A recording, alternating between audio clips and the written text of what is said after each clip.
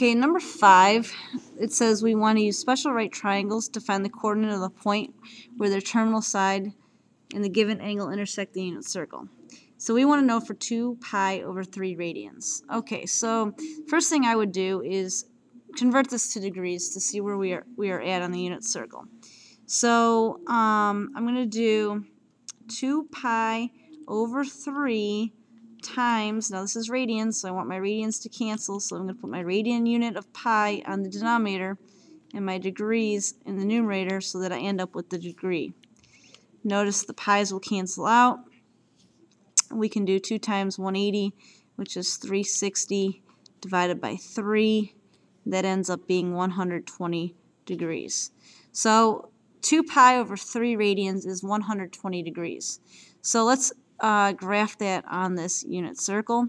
So remember, your initial ray is always on the x-axis, and then 120 degrees, we have to go around the circle in the positive direction.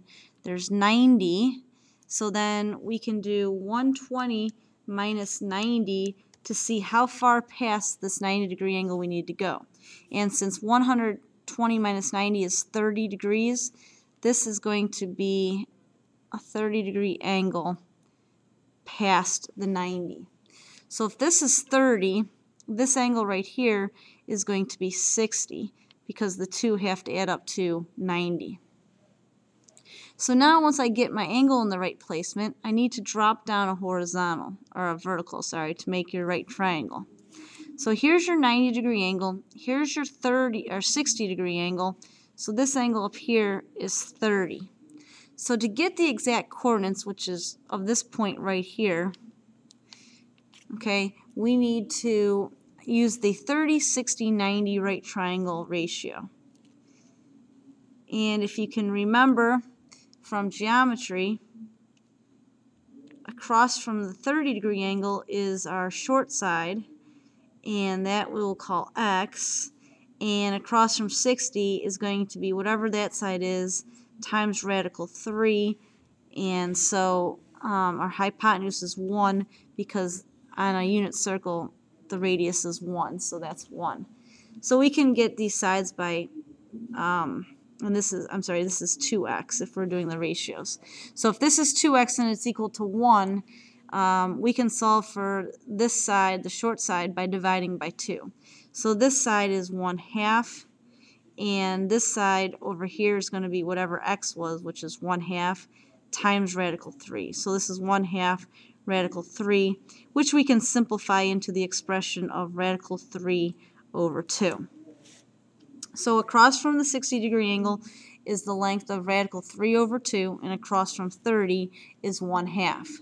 So on our diagram, this is the 60-degree angle, so we can put across the radical 3 over 2, and across from 30 we can put 1/2.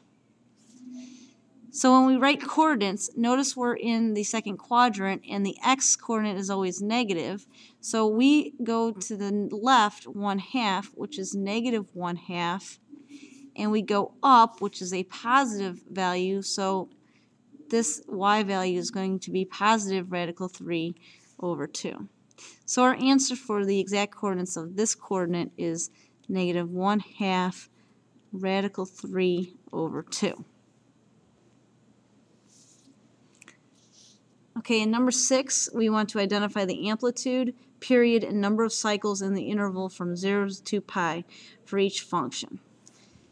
Okay, so in this equation, we know that the general form is y equals a times the sine of b theta. So a is your amplitude. So whatever number is right here, the absolute value, the amplitude is the absolute value of a. So we just take whatever value here is and change it to the positive value because it's the absolute value. So that's 1/2 is your amplitude. Now your period, the equation for your period, which you need to know, is 2 pi divided by b. So since b is the number in front of the variable for the angle, 4, we can just substitute that in. So we have 2 pi divided by 4, and 2 pi divided by 4. The 2 and the 4 reduce, so it's just pi over 2. So our period is pi over 2. And number of cycles is just the value of b. So b is 4. So our cycles are 4. There will be 4 cycles between 0 and 2 pi. So you'll see 4 for